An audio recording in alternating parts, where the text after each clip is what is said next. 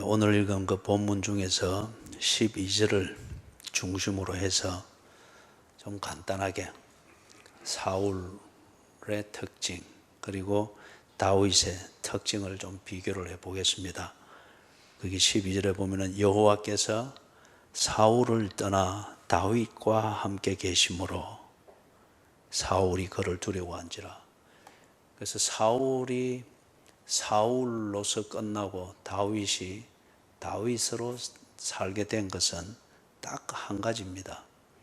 여호와께서 함께 하셨던 다윗, 그 다음에 여호와께서 떠나버린 사울, 요 차이입니다. 이게 사울의 인생, 다윗의 인생, 이것을 만드는 결정적이자 모든 것입니다. 그러면은 사울이 어떤 특징의 사람이었길래 하나님이 사울과 함께 하기를 역겹게 여겨서 사울을 떠나버리셨는지. 사울에게 기회를 줬잖아요. 함께 하시면서. 그리고 사울로 하여금 성령을 체험하게 하고, 그 다음에 아주 그 성령이 충만한 예배를 경험하게 하고, 거기에 참석하게 하고, 그리고 하나님이 주시는 은혜를 거기에 취할 정도로, 꼭 술에 취한 듯 하나님이 주신 은혜에 취했을 정도로 그걸 경험하게 하기도 했고, 그럴 때에 지 말이 자기도 어떻게 예상할 수 없을 정도로 정말 하나님이 살아계시고 은혜 주시고, 그리고 하나님의 영으로 충만케 해서 내 성질대로 사는 것이 아니라 하나님의 주시는 은혜대로 거기에 집중하며 사는 삶이 있다고 하는 걸 본인 스스로 경험을 했지 않습니까? 본인 스스로. 그래서 그런 기회를 줬음에도 불구하고 사울은 끝까지 자기의 인간적 특징대로 살려고 했죠. 그래서 그게 뭔지, 그래서 하나님이 사울을 떠났습니다. 그죠? 그 기회를 거두어 버렸습니다. 반면에 또 다윗은 어떤 특징을 가졌길래 하나님께서 다윗과 함께 하기를 그리 기뻐하셨는지, 이걸 그들의 두 사람의 각자의 성질이면 성질, 인격이면 인격, 생활이면 생활, 그 특징을 좀 간단하게 비교를 해보도록 하십시다. 그런 다음 하나님께서 나와 함께 하기를 기뻐하는 사람이 되는 것, 이게 인생을 푸는 처음이자 마지막 전부 다입니다. 그죠? 그래서 하나님이 나와 함께 하시면은 어중간한 것도 하나님이 사용하셔서 합력하여 선을 이룬다고 하지 않습니까? 그죠? 어중간한 것도 그렇게 사용하셔서 제 인생을 살게 하시고, 하나님이 함께 하지 않으면은 꼭 지점이 없으니까 모든 가지는 제 각각인 거죠. 그러게 되면 세워질 게 없습니다. 나와 함께하는 그 하나님이 나의 꼭지점이 될 때에 그 꼭지점에 모인 내 모든 인간적 특징은 그 꼭지점 아래서 하나로 다 연결어가는 이 뭔가가 되더란 말이에요. 그래서 이걸 좀 살펴보아서 하나님이 나와 함께하기를 기뻐하는 사람이 그러면 되려고 하면은 우리가 뭘 해야 되는지 그걸 간단하게 정리를 하도록 하십시다. 이제 이 사울을 보면은, 사울은 인간적으로 볼 때 참 정의감이 있는 사람입니다. 불의를 보면은 분개하기도 하고, 그 다음에 불공평하게 그렇게 억울하게 당하는 사람을 보면은 때로는 나서서 도와줘서 구해주기도 했죠. 그게 대표적인 예가 암몬 족속에게 위협을 받고 있는 길르앗 족속들, 그들을 구해냈죠. 그죠? 자기의 소를 잡고 쟁기를 부숴서, 그리고 군사를 모아서 가서 전쟁을 해서 그 위기에, 절박한 위기에 있던 길르앗 사람들을 구해내 주었습니다. 또 한편 이 사울이 덩치는 크지만은 착했죠. 착했습니다. 그래서 예를 들면은 아버지 심부름, 이것에 대해서 토를 달지 않았습니다. 나귀가 집에 돌아오지 않았으니까 어디 간지도 모르는데 나귀 찾으러 가라 하니까 나갔죠. 그리고 나귀 찾는데 시간이 많이 걸리니까 이 덩치 큰 다윗이 아버지가 걱정할 것 같다, 돌아가자. 그 얼마나 심성이 착해요. 그죠? 아버지를 생각하고 그거 믿죠. 그 다음에 이 사울이 어떻게든지 간에 겉으로 볼 때에 좀 겸손하게 보이고 사람이 좀 또 수줍음도 있습니다. 지가 왕으로 추대되었을 때에 이게 지인한테는 과분하다 생각하여서 어떻게 했다 합니까? 행구 사이에 숨었다 했지 않습니까? 지금 우리 나오는 이 번역에서는 진보다리 사이에 숨었다고 했지 않습니까? 내가 자격이 없는데 하는 이게 뭐 정치적 쇼든지 어떠든지 간에 그 겉으로 볼 때에 그런 것을 봅니다. 이게 이런 것을 보면 다윗이 사울이 참 뭐 정의감도 있고 그리고 아버지 말도 잘 듣는 그런 걸 볼 때 심성도 곱고 그리고 사람들한테 나서서 튀고 이런 것 없이 그러니까 어쩌면 사람들이 사울을 요구했겠죠. 그리고 사울을 왕으로 세우려고 하는 그런 인기몰이를 해줬을 수 있겠죠. 그런데 이 또 사울의 내면을 가만히 이리 또 보면은 좀 더 자세히 들여다보면은 사울의 이 성격이 좀 뭔가가 특징이 있습니다. 오늘 여기서 보는 것처럼 이 전쟁을 마치고 돌아오는 그 행군 대회를 향해서 여인들이 나와서 다 환영을 하죠. 사울의 죽인 자는 천천히요, 다윗의 죽인 자는 만만히로다. 이 공을 그럼 누구한테 돌리는 겁니까? 다윗에게 돌리는 거죠. 그래서 여인들이 이렇게 나와서 환영하는 소리를 듣고 사울이 거기 8절, 9절을 보면은 그날 후로 사울이 다윗을 주목하였더라. 이게 사울이 왕으로 추대되는 그것을 묘사하는 8장에도 보면 여기 이게 있습니다. 반대파도 분명히 있을 수 있죠. 그래서 사울이 왕이 되는 것에 대해서 부정적인 분위기를 비치는 사람들에 대해서 사울이 구체적으로 뭘 말하고 그런 현장에서는 아무 표현 없었습니다. 그런데 거기 보면은 마지막 부분에 보면 뭐라 되어 있는 거예요? 마음에 두었다고 합니다. 그 사람들이 자기를 반대하는 것을 마음에 딱 두었다고 하죠. 그러니까 이게 뭡니까? 일종의 이제 질투심이죠. 그죠? 어느 정도의 질투심은 우리의 그 아드레날린을 확 돋게 해서 뭔가 추진력과 각오를 가지게 만드는 긍정적 효과도 있습니다. 그런데 이게 그 정도가 지나칠 때는 사람의 성질을 확 지배하죠. 그 다음에 이 뭐 공평이고 평상시에 가지던 합리적인 판단, 도덕적인 처신, 그 다음에 상대방을 배려하는 그 최소한의 어떤 사회성, 이런 것 다 무너뜨려 버리죠. 그래서 과분비된 이 아드레날린에서 이 질투심이 모든 것을 지배합니다.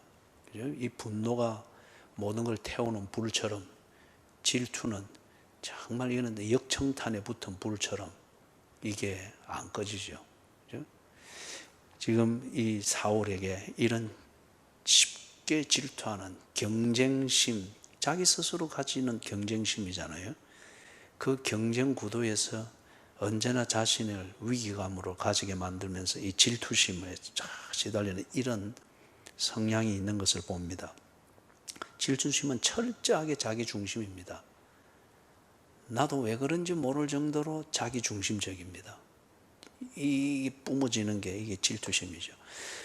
그 다음에 이 사울은 보면은 이 자기 야심, 좋게 말하면 야심이고, 뭐 남자가 어느 정도 야심이 있어야죠. 그죠? 그것도 없으면은 우리 흔히 하는 표현으로 남자가 매가리가 없죠. 그죠? 야심도 없이 늘 착하기만 해서 순둥이처럼 이래 해가지고는 그 좀 그렇죠.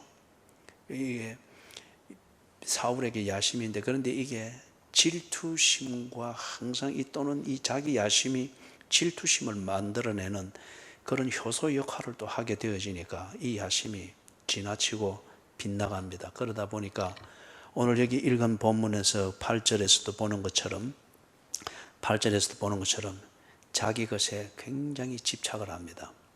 예? 앞에서 봤던 것처럼 겉으로 볼 때는 이 사람이 참 별 문제가 없고 사람들의 신뢰를 받을 만한 것 같은데 그 한꺼풀 벗기고 들어가 보니까 자기 것에 대한 집착력이 아주 강합니다. 겉으로 표현 안 할 뿐이지 아주 강합니다. 그 다음에 우리가 앞에서 13장, 14장, 15장 여기서 봤는데 특별히 15장에서 보면은 사울이 굉장히 종교적이죠. 여러분, 여기 종교적이라고 하는 것은 겉으로 볼 때는 상당히 신령해 보입니다. 그리고 기독교의 문화의 옷을 입고 종교적일 때는 참 기독교의 신앙이 좋은 것 같고 하나님을 믿는 것 같습니다. 그러나 분위기뿐입니다. 의무감입니다. 그 의무에 충실하고 그것을 공감하도록 만드는 문화에 대하여서 튀지 않고 어긋나지 않고 모순되지 않으니까 아주 잘 적응하고 있고 그 공동체의 일원인 것처럼 보입니다. 그러나 그거는 믿는 것은 아닙니다. 믿는 것은 아니에요. 왜 우리가 의무에 충실하죠? 둘 중에 하나입니다. 의무에 충실하는 것은 의무를 다하지 못해서 받는 벌을 피하기 위해서 의무에 충실한 거예요. 아니면은 의무에 충실하는 이유는 사람들의 비난을 받지 않기 위해서, 그거는 자기 관리용입니다. 의무에 충실하기 위해서 적당히 시간과 노력과 재물을 조금 이래 해서, 그래서 거기에 사람들의 이목이 내한테 집중이 안 되도록, 그리고 비난을 안 받고, 그 다음에 그 관계나 뭐 동호회면 동호회 거기서 얻을 수 있는 유익을 편안하게 나눌 수 있기 위해서 적당히 그 의무에 충실한 그 정도 투자를 하는 거예요. 욕을 듣지 않기 위해서 그런 거예요. 그건 자기 관리죠. 그 다음에 의무, 이것을 하지 않아서 받게 되는 벌이든지 불이익, 이걸 피하기 위해서. 그럼 이거는 참 울며겨자먹기죠. 그죠? 사울이 아주 종교적이었습니다. 그렇기 때문에 이 사람은 의무감에 대해서는 아주 내성적인 면도 있고, 겉으로는 또 이 뭔가를 말을 잘 듣고 정의감을 어느 정도 지키는 거기에 있다 보니까 의무감에 충실한, 이게 그는 신앙이라고 그렇게 스스로 착각하며 지냈는지도 모릅니다. 의무감에 충실한 것. 그죠? 그러다 보니까 이 사람은 우리가 사무엘상 15장에서 적나라하게 드러났던 것처럼 지가 종교적 그 의무감을 따라서 의무감을 충실하게 이렇게 하는데, 그런데 이 의무감의 한계를 벗어날 정도로 하나님에 대한 인격적인 이 교제, 하나님에 대한 이 친밀감, 그리고 하나님에 대한, 하나님과의 관계에 대한 이 인격적인 그 존중함, 이거는 의무감에 충실한 것을 벗어날 수가 있거든요. 의무감을 다하는 것만으로 인격적 교제를 못합니다. 다른 예를 들면은, 이제 지금 여러분들은 부모님을 섬겨야 되는 입장에 있기보다는 자식들로부터 섬김을 받는 일이 훨씬 많고 그것으로 보람을 느껴야 되는 그런 연세들에 다 이르렀다고 봅니다. 그런데 여러분, 자녀들이 부모의 생일을 챙겨주고 생신을 챙겨주고 또는 아프면 들여다보고 이래 하는데, 부모의 결혼 기념일을 챙겨주는 자녀가 있는 분 손을 들어보십시오. 부모의 결혼 기념일을 챙겨주시는 분 손을 들어보십시오. 여러분들이 왜 시꺼먼 옷을 늘 입고 다니는지 이제 그 이유를 알겠습니다. 그죠?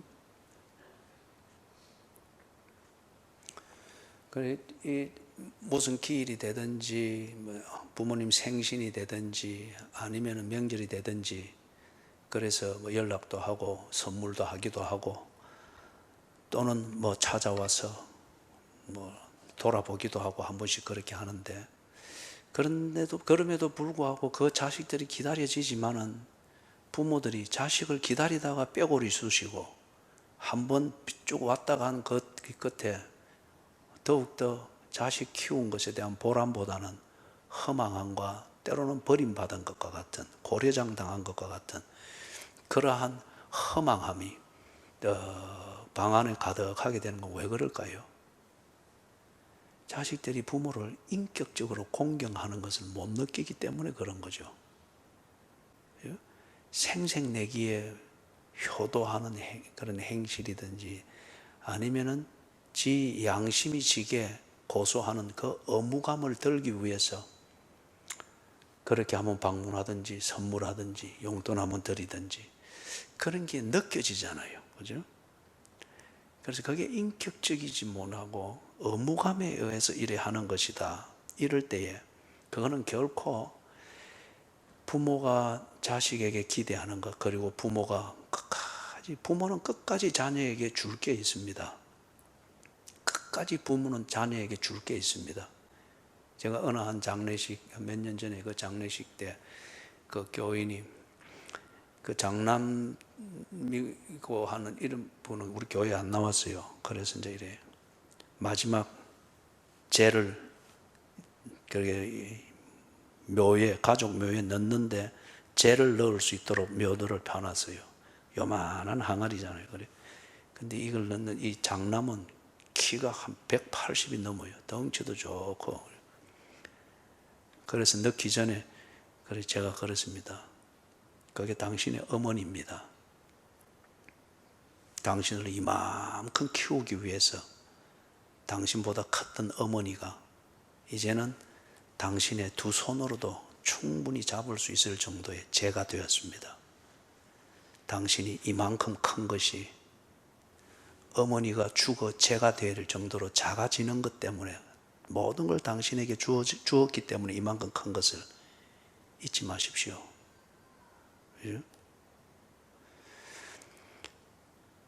부모가 자식을 키우는 것은 지극히 인격적이었습니다. 내 모든 것을 자식 잘 되기 위한 이 목적으로서 내 모든 것을 다 주는 거죠. 이게 인격적입니다. 그런데 자식은 그게 아니죠. 의무감입니다. 그래서 자식이 한번 다녀가고 나면은 기쁨보다는 고려장 당한 것과 같은, 버림받은 것과 같은 그런 섭섭한 기분이 더 몰려드는 것은 그런 이유 때문이죠. 사울이 하나님을 대하는 게 그런 식이었습니다. 그는 종교적 의무감으로 하나님이라고 하는 자기 자신의 생각, 이걸 그대로 한 것이 사울을 향해서 성령의 체험을 하게 하기도 하고, 그리고 하나님이 사울을 원한다, 그리고 비전을 제시하는 어떤 이런 것에 대한 하나님의 마음과 그분의 임재와 자기를 찾아주는 하나님의 그 임재와 그 마음을 한 번도 헤아린 적이 없습니다.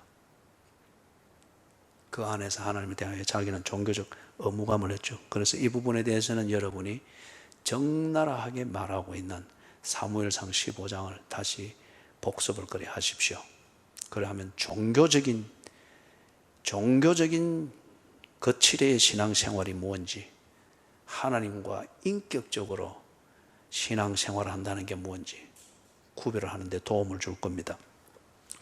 거기다가 그 다음에 한 가지를 더 보면은 이 사울은 굉장히 한번 딱 뭔가를 집착을 하면은 거기에 끝없이 빨려 들어갑니다. 이게 자기 중심성, 이기주의, 병적인 내성적인 그 성격, 어떤 이런 사람들이 보여주는 하나의 특징이죠. 뭔가 하나에 탁 꽂히면은 빨려 들어가면서 집착을 합니다. 그런데 문제는 사울이 이렇게 자기가 집착하는 것이 있으면은 우리가 어느 정도 집중이 필요하죠. 이게 지나치면 이제 집착이 되는 겁니다. 집중하는 이 단계에서는 우리가 사리를 분별할 수 있습니다. 사리를 분별하고 그 다음에 자기 관리를 하면서 상황을 판단하면서 집중을 이래 하는 거죠. 거기서 사리 판단력을 잃어버리고 집중하고 있는 내 생각에만 집중하고 내가 갖고자 하는 그것에만 할 때 이게 이제 집착이 되는 거죠. 그리 되면 모든 사리 판단력은 이거고, 내가 생각하는 것과 갖고 싶은 것과 하고자 하는 것과 내 눈에 보이는 것, 이것만이 전부가 되는 거죠. 사울이 이런 성향이었습니다. 그러니까 오늘 읽은 이 본문 그리고 18장에 쭉 뒤에 나오는 것을 보지만은 자기가 집착하게 될 때 사울은 반드시 이 집착하는 것을 이루기 위해서 야비한 사람이었습니다. 수단과 방법을 가리지 아니했습니다. 그리고 잔인하기까지 했습니다.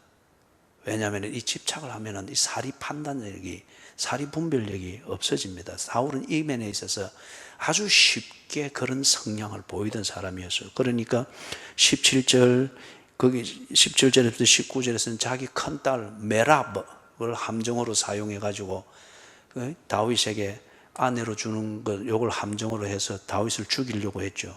여기에 실패되니까 둘째 딸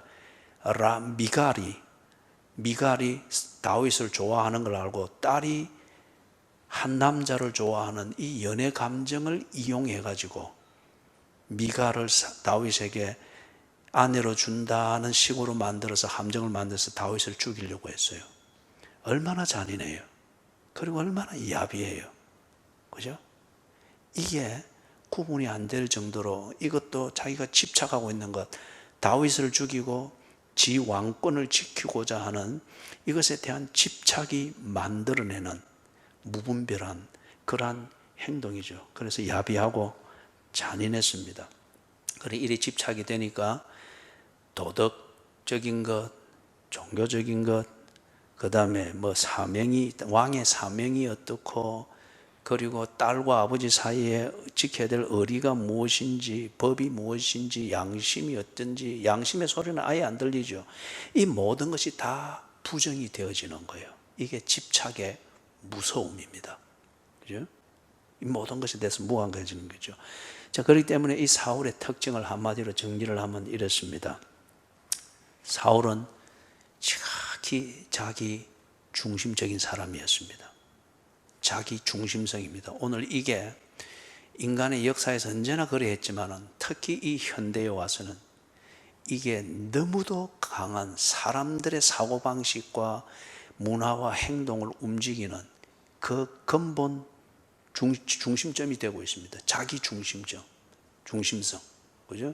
특히 우리 이 젊은 세대에는 이게 너무도 지금 강하죠. 이거는 조금 돈 맛을 보고 여유의 맛을 본 어중간한 우리 부모 세대가 그리 키웠습니다. 자기밖에 모르도록 키웠습니다. 예? 자기밖에 모르도록 그렇게 키웠습니다. 그래서 이 사울의 특징이 지독한 자기 중심성, 이렇게 되어 있는데, 이게 뭔가 하면은 여러분, 이게 중요한 게 있습니다. 사울은 한 번도 하나님께 기도한 적이 없습니다. 사울은 한 번도 하나님께 예배한 적이 없습니다. 하나님에 관한 것을 이용하려고 하는 아주 삼자가 볼 때는 세련된 종교인이었지, 사울이 어려움을 겪었을 때 하나님 앞에 앉은 적이 없어요. 지가 필요한 것을 지 방식으로 얻어내기 위해서 종교적인 의식을 행하는 것은 했지만은 인격적으로, 정말 인격적으로 하나님에 대한 친밀감을 가지고 하나님을 신뢰하는 이 중심을 가지고 하나님을 찾은 적이 없습니다. 의무적인 기도를 하고 의무감에 충실한 기도회에 참석은 했는지는 모르지만은 정말 지가 반대에 부딪히고 어려움을 겪고 지 속에서 이런 왕답지 않은 생각으로 이게 지 자신을 한번 들여다보면 보이잖아요. 이럴 때에 지 자신을 가눌 수 없고 집착에 빠질 때 하나님을 붙들고 하나님 내가 왜 이럽니까? 한 적이 없습니다. 그 적나라한 예가 15장이잖아요. 끝까지 지체문 세우려고 했잖아요. 끝까지. 이거 우리가 좀 살펴봐야 됩니다. 살펴봐야 돼요.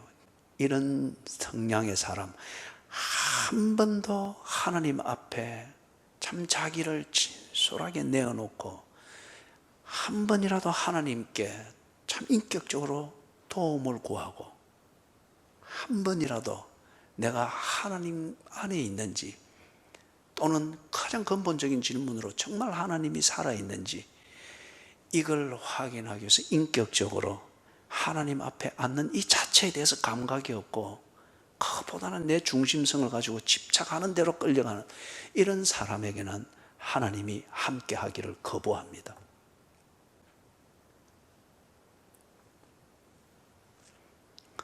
다윗의 특징을 조금 정리를 해보면 다윗도 정의감이 있었죠. 그래서 예를 들면 우리가 지난주에 봤던 것처럼 다 숨는데, 그죠? 다 나서는 이게 있죠. 그걸 볼 때 이 다윗에게는 또 당돌함이 있습니다. 소위 이걸 봐서 우리 튄다고 하잖아요. 무슨 일이 있을 때 튄다. 그죠? 정의감도 필요하고 이리한데 다윗은 아직 이 면에서 조금 성숙되지 못한 면이 있는 경우가 간혹 있어요. 그래서 튀는 게 있다 보니까 이래 미움을 받고 그런 그게 있죠. 그 다음에 이 다윗에게 보면 아주 도전적이고 적극적인 면이 있습니다. 그래서 어떤 경우든지 사람은 여러분 그렇지 않습니까? 내가 도전하고자 하는 마음이 있고 또는 준비되어 있으면은 모든 새로운 것은 내게 기회가 됩니다. 그러나 내가 도전하고자 하는 정신이 없고 또는 준비가 되어져 있지 않을 때는 아무리 좋은 기회가 내게 와도 그것은 내게 위기가 됩니다. 이 차이뿐이에요. 그죠? 준비되어 있으면은 도전합니다. 도전 정신으로 받아들입니다. 그러면 기회입니다. 그러나 준비되어 있지 않거나 언제나 현실에 안주하기 위해서 도전을 불필요하게 여기고 피곤하게 여기면은 그에게는 그게 위기입니다. 사람들이 언제 구질한 변명을 늘고 구질구질해집니까? 그죠? 위기를 느낄 때 언제나 그렇잖아요. 그러나 그걸 기회로 볼 때는 사람은 변명을 만들고 구질구질한 구실을 만들면서 자기를 위장할 여유가 없습니다. 도전을 가지고 내 앞에 온 기회를 가지고 가치를 만들려고 하죠. 다윗에게는 이런 게 있습니다. 이런 특징이. 지난주에 봤던 골리앗과의 일전을 통해서도 우리가 그 대표적인 예를 보았죠. 그죠? 그런데 다윗이 이 도전적이고 적극적인 이게 때로 튀는 이것 때문에 이 도전적인 한 사람들이 보면 열정이 있거든요. 그런데 이 다윗에게 특징이 열정이 한번 빠지면은 그 열정 자체에서 못 빠져나오는 이게 있어요. 예? 이걸 앞으로 이제 우리 뒤에서도 계속 이걸 이제 보게 되어집니다. 열정에 빠지면은 여러분 열정은 불입니다. 열정은 불입니다. 불은 화로 안에 담겨 있으면은 모두를 따뜻하게 하고 그 위에 요리를 만들게 하는 아주 좋은 도구입니다. 좋은 도구가 되는 열기죠. 그런데 이 불이 화로 밖을 넘어오면은 모든 걸 다 태워버립니다. 우리도 이게 36.5도 그 아래 위로 이렇게 딱 관리가 될 때는 몸에 열이 있어야 되죠. 특히 나이가 들면은 열을 뺏기면은 병이 온답니다. 열 관리가 아주 그래서 중요하다는 거예요. 그죠? 그런데 이 열이 넘쳐버리면은 감당할 수 없는 병이 되죠. 그것처럼 열정은 불입니다. 열정은 열입니다. 그리고 모든 힘을 내는, 에너지를 내는 그게 뭡니까? 열이잖아요. 그죠? 열역학의 법칙이잖아요. 거기서 힘이 나오고 차도 움직이고 쇳덩어리도 움직이고 비행기도 움직이잖아요. 그렇기 때문에 열정은 이 열과 같아서 에너지를 내는데, 그런데 이게 화로 밖을 튀쳐나오듯이 열정에 빠져버리면은 자기도 타버립니다. 분별력이 없어진다는 거예요.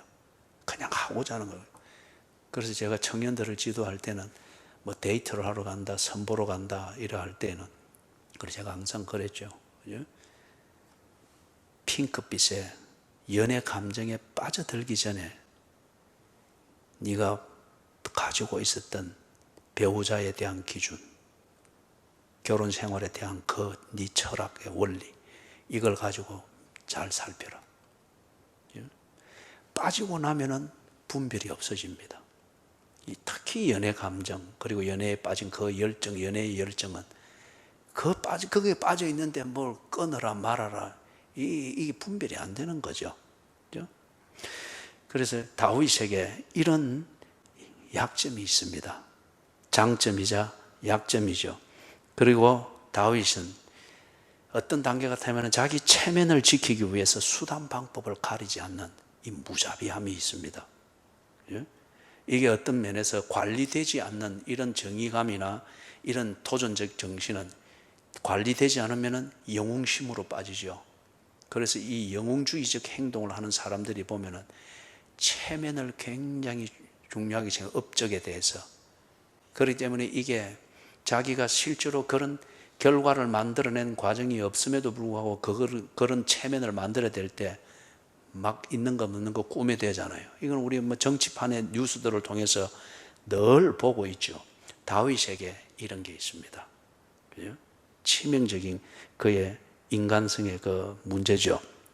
그런데 다윗에게 이와 같이 결함이 많습니다. 장점도 많지만 이런 치명적인 약점이 있으니까 다윗이 이런 치명적인 잘못을 만들었죠. 그죠? 결함이 얼마나 많아요. 어쩌면 사울은 자기 성격에 의해서 스스로 무너진 사람일 것 같으면 다윗은 어떤 뭔가 업적을 세우고자 하는 이런 사건을 가지고서 다윗은 엄청나게 잔인한 죄를 저질렀습니다. 사울이 저지르지 않은 살인을 다윗은 저질렀고, 사울이 저지르지 않은 살인 교사죄를 다윗은 저질렀고, 사울은 거짓말 안 했습니다. 그러나 다윗은 거짓말을 천연덕스럽게 했습니다. 사울은 간음하지 않았습니다. 다윗은 지 신하의 아내를 건드려서 임신까지 시켰습니다. 그럼에도 불구하고 자기 체면을 유지하기 위해서 완전 범죄를 만들기 위해서 이와 같은 모든 잔인한 죄들을 천연덕스럽게 그렇게 했거든요. 얼마나 무서운 사람입니까?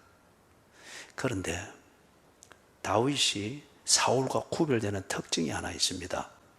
그게 뭔가 하면은 다윗은 언제나 그 자기 한계에 부딪히고 지 체면이 망가지는 더 이상 갈 데가 없는 것이 확인이 되어지면은 다윗은 언제나 하나님 앞에 엎드렸습니다. 하나님을 찾았습니다. 하나님의 도움을 구했습니다.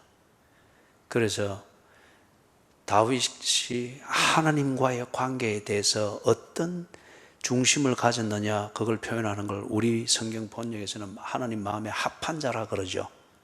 이게 영어 번역에서는 after God, He is after God. 언제나 하나님을 찾는 사람, 하나님 뒤를 졸졸졸 따라다니기를, 이걸 안 놓치는 사람. 그러니까 하나님으로서는 때로 골치 아프죠. 하나님 뒤를 졸졸졸 따라오면서도 지 하고 싶은 거짓말하고 사람 죽이기도 하고, 이 얼마나 이거 골치 아파요. 그죠? 그렇지만 하나님이 그걸 관리를 해주는 겁니다. 하나님 뒤를 졸졸졸 따라오면서 하니까 다 하나님이 책임을 져야 되는 거잖아요. 다윗이 사울과 다른 점은 이거였습니다. 그는 하나님을 따라가고자 하는 것, 하나님께 도움을 구하고자 하는 이 중심이 언제나 그 중심에 있었어요. 그죠? 인간적 결함은 아주 치명적인 것은 가지고 있음에도 불구하고, 그렇기 때문에 여러분 예를 들면은 지난주를 봤던 것처럼 하나님의 영광을 위해서다 이러면은 다윗은 언제나 분기탱천했습니다. 그렇기 때문에 골리앗 육척 거구가 나와 있어도 하나님의 영광을, 저 할례 받지 못한 게 하나님의 영광을 어떻게 모욕을 하고 있나 나선 겁니다. 이게 하나님의 영광을 위한 그 열정이 언제나 다윗에게는 있었습니다. 그리고 하나님을 순종하고자 하는 이 중심이 그에게 있었습니다. 그래서 때로 순종을 어떻게 해야 되는지를 모르고 순종이랍시고 한다는 게 지 성격대로 가버려가지고 오히려 큰 화를 만드는 이런 시행착오가 있었죠. 그러나 그의 중심은 하나님을 순종하고자 한 이게 있었습니다. 그 다음에 한 예를 또 보면은 다윗은 보면 언제나 하나님이 기뻐하는 일을 하고자 하는 이 중심이 그에게 열정을 만들었습니다. 예를 들면 역대상 29장에 보면은 성전을 아주 짓고 싶어 했죠. 그래서 모인 재산, 이 성전을 짓는 것을 위해서 예산을 세우고 다 준비를 해놨는데 하나님께서 니는 안 된다 그랬잖아요. 그러니까 그 하나님 그 응답을 듣기 전에 다윗이 뭐라 기도했습니까? 내가 주께 받은 것으로 주님께 드리고자 합니다. 하나님이 기뻐하는 그 일을 하고자 하고 하나님이 기뻐하는 그 일을 하고자 할 때는 자기의 것을 드림에 있어서 당연하게 생각했던 거예요. 이게 다윗의 특징 중에 하나입니다. 그 다음에 보면은 또 이런 특징의 연장선이 다른 각도에서 또 나오는 게 다윗은 하나님의 주권을 절대 인정했습니다.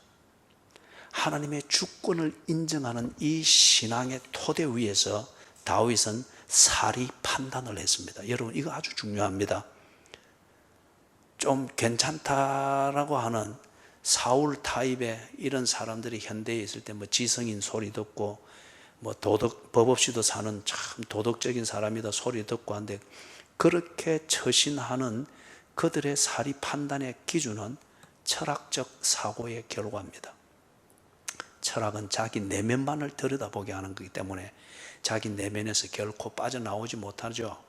그래서 자기 내면에 있는 것들, 남이 못 보는 것들을 더 깊이 내 인간의 내면에 있는 것들을 보면서 이걸 납득이 되도록 정리를 해놓고 합리적으로 딱 이걸 정리해서 관리를 해놓는 것, 이게 철학적 사색입니다. 그리고 그것으로부터 얻는 유익이죠.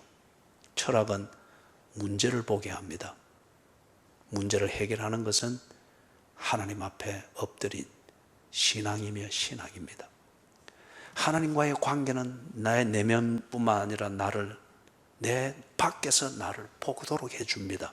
그렇기 때문에 출구가 어디 있어야 되는지 알게 해주는 거죠. 그렇기 때문에 진리를 알지니 진리가 너희를 자유케 하리라 그러는 거예요. 철학적 진리, 지성적 진리, 우리가 말하는 우리를 도덕적이 되도록 만들어 하는 것, 그거는 내 안에서의 사색이기 때문에 남들이 못 보는 걸 좀 더 볼 수 있고 내 문제를 남들이 정리하지 못한 그걸 좀 더 가지런하게 정리를 해놔서 사람들이 나를 볼 때는 내가 좀 정리된 사람 같고 좀 합리적인 사람인 것 같고 도덕적으로 결함이 없는 착한 사람인 것처럼 보일 뿐이지만은 내가 내 안에서 아직 벗어나지 못한 거예요. 도토리 키재기식의 차이인 거죠. 그런데 다윗은 지 안에 정리되지 못한 게 많습니다. 그럼에도 불구하고 하나님의 주권을 인정하는, 하나님의 주권을 알고 주권을 인정하는 이 딱 토대 위에 서놓으니까 사리 판단이 자기 자신의 결함을 능가한 사리 판단을 해냅니다. 그래서 다윗이 충동으로 그렇게 해가지고 바세바가 아기를 뵀는데 그 아이가 나중에 죽잖아요. 그죠? 태어나면서 죽잖아요. 얼마 안 돼서. 이 죽음을 왔다 갔다 하는 이때에 아비 다윗이 금식하며 기도하잖아요. 살려달라고. 금식하며 7일을 금식했습니까? 그런데 금식 끝에 딱 오는 정갈은 뭐였습니까? 애가 죽었습니다. 그러니까 다윗이 두말하지 않고 자리를 털고 딱 일어났습니다. 그리고 상 차려라 일상으로 돌아갔습니다. 신하들이 희상해가지고 아이가 죽는 것을 그렇게 마음 아파하면서 금식하면서 기도했는데 아이가 죽었다 하면 더 처참하게 무너지고 통곡할 것이라 우리가 생각해서 그걸 대비했는데 왕은 어찌하여 아무 일도 없었다는 듯 일상을 그리 합니까? 하나님의 뜻이지 않느냐? 그죠? 하나님의 뜻이지 않느냐? 하나님이 살려주면 사는 것이고 하나님이 데려가면 데려가는 데 뜻이 있기 때문이지 않겠느냐? 나 같은 것이 거기에 대해서 뭘 이래라 저래라 할 수 있겠느냐? 하나님의 주권을 인정하고 그것을 믿는 신앙 위에서 서 있으면서 사리를 분별하고 사리를 판단하여 처신을 한 게 사울과 판이하게 다른 거예요. 말씀을 정리하면 이렇습니다. 다윗은 결과적으로 볼 때 하나님 말씀 중심이었습니다. 인격적으로나 성격에 있어서나 결함이 많습니다. 자기 관리를 하는 데 있어서 충분하지 못한 면도 있는데, 그런데 이걸 사울은 자기 중심적으로 풀려고 했습니다. 그렇기 때문에 문제가 있으면 있을수록 사울은 하나님으로부터 멀어지며 지 자신에 대해 집착했습니다. 반면에 다윗은 문제가 발생되면 될수록 자기 중심에서 벗어나서 하나님께로 갔습니다. 그렇기 때문에 다윗은 참 하나님 앞에서 기도 많이 했습니다. 시편이지 않습니까? 그리고 하나님과 대화를 참 많이 했습니다. 시편의 찬송들이지 않습니까? 다윗이 하나님 앞에서 참 많이 울었어요. 눈물로 내 침상을 띄웠나이다. 하나님 아니면 안 된다는 그 몸부림이죠. 하나님 말씀 중심이었습니다. 그래서 나단 선지자가 와서 당신이 바로 그 음흉한 죄인이지 않느냐라고 했을 때, 그 말이 선포됐을 때 더 이상 토를 달지 않았습니다. 바로 맞습니다. 내가 죄인입니다. 완전 범죄를 추구하던 자신의 야비함을 다 드러내고 수치 가운데 드러내시는 하나님의 말씀 그대로 받아들이고 거기서 딱 부복했죠. 하나님 말씀 중심의 사람이었습니다. 그리고 다윗은 하나님께 제사 드림, 즉 예배, 이걸 정말 중요하게 여겼고 그의 통치 우선순위에 들어갔습니다. 그는 다른 말로 하면 예배 중심의 사람이었어요. 그 다음에 다윗 때에 예루살렘, 여기에 성전을 세우고 예루살렘에서 제물을 드리고 번제를 드리도록 딱 정했습니다. 너무 이걸 의무감으로 하고 막 지 마음대로 종교적으로 하면서 하나님을 향한 이 예배를 종교적 의식 행위와 주술적 행위로 막 그렇게 했으니까 이걸 정리를 하기 위해서 예루살렘에서 예배를 드리고 예루살렘에서 온전한 제사를 드리도록, 그래서 거기에 성전이 솔로몬 때에 세워지잖아요. 그러면서 예배가 정리가 됩니다. 이건 뭡니까? 우리말로 하면 교회 중심입니다. 우리 표현으로 말하면 다윗은 어떤 사람이었느냐? 하나님 말씀 중심, 예배 중심, 교회 중심, 이게 그의 부족한 인간성에도 불구하고 이 중심으로 이렇게 딱 사니까 다윗은 한계가 느껴지고 문제가 있으면 언제나 하나님 앞으로 갔습니다.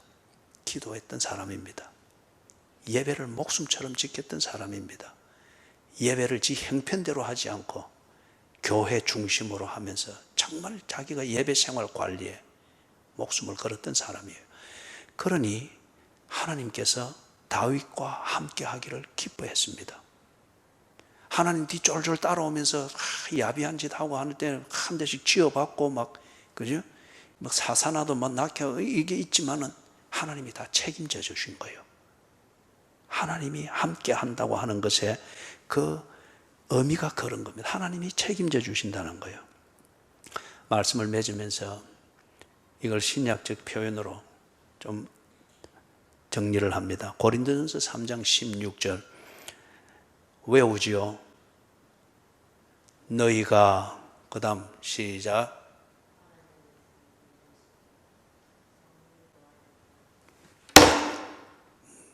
무슨 이래가지고 여기 다 지금 권사들이고 장로고 집사들이고 한데 이런 기본적인 이런 성경 구절도 못 외워가지고. 고린도전서 3장 16절 펴십시오.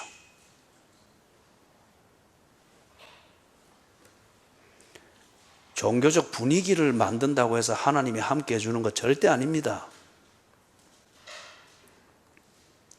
같이 읽습니다. 시작.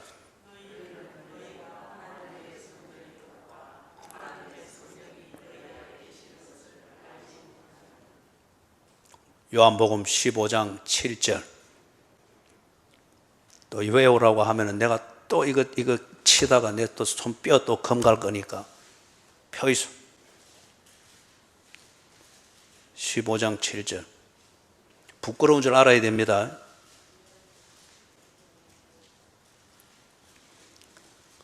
같이 읽습니다. 시작.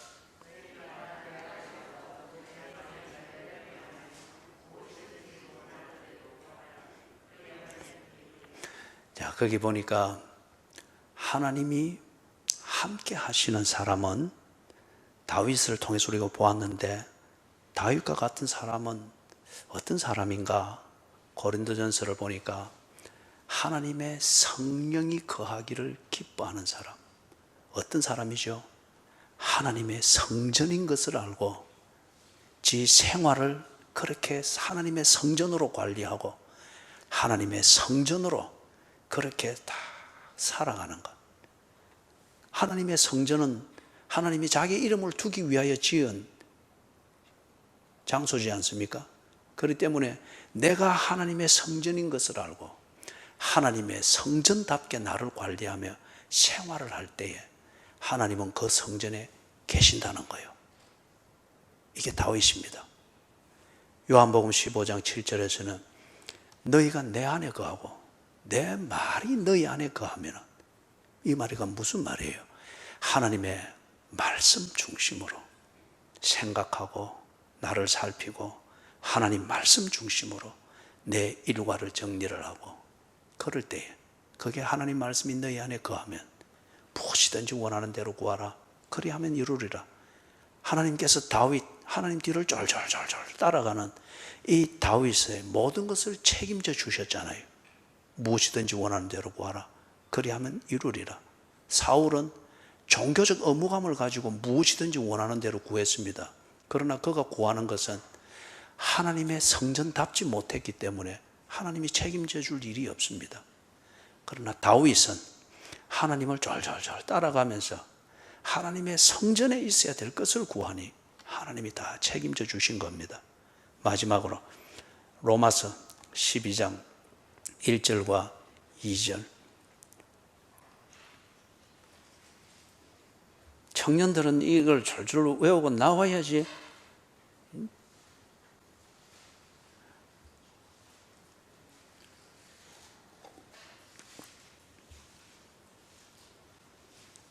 로마서 12장 1절 2절 같이 읽습니다. 시작.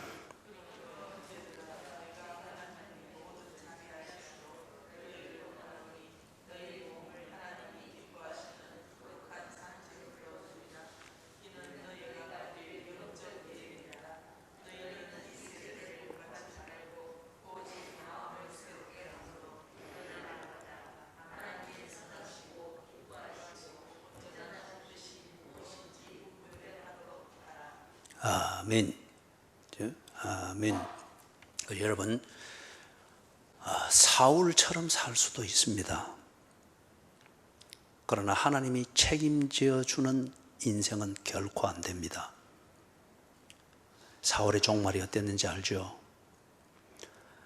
다윗처럼 사는 인생이 있습니다. 다윗처럼 살 때는 하나님이 함께 해주는 인생입니다. 하나님이 함께 해주는 인생, 그 인생의 특징은 보니까 로마서 12장 1절 2절과 같습니다. 하나님의 기뻐하시고 선하시고 온전하신 뜻이 무엇인지 분별하는, 이건 내 안에 하나님의 말씀이 있어야 되고 예배 중심의 삶이 있어야 되고 교회 중심의 생활 관리가 다 중심에 있을 때에 하나님의 기뻐하시고 하나님의 선하시고 기뻐하시고 온전하신 뜻이 무엇인지 분별하는 이 삶이 체질처럼 되는 겁니다. 이럴 때에 우리의 부족함에도 불구하고 하나님 중심, 하나님 뒤를 졸졸 따라가고자 하는, 그리고 일은 내가 저지르지만은 해결은 하나님께 구하면서 하나님 웃자까요 인격적인 이 하나님과의 교제가 될 때 하나님은 그 사람을 책임져 주십니다. 이게 다윗의 인생입니다. 여러분, 복받기를 기대하고 천대까지 이르는 그 가문을 세우기 위해서 오늘 내 대에 내가 할 일을 다 하기를 원한다. 사울처럼 하지 마십시오. 그것은 열심히 사는 것 같으나 내 대에 끊어집니다. 다윗처럼 하십시오. 그게 하나님의 간섭을 받는다는 그런 귀찮은 생각이 때로는 들지만은 하나님께서 그런 성향마저도 다 책임져 주셔서 되게 하실 겁니다. 다윗같이 하나님과 동행하면서 다윗의 집을 세워주신 하나님께서 여러분의 집을 세우고 여러분의 인생을 참 빛나도록 만들어주게 되시기를 주님의 이름으로 축원합니다. 아멘. 자, 우리 자리에 다 일어나셔서 아바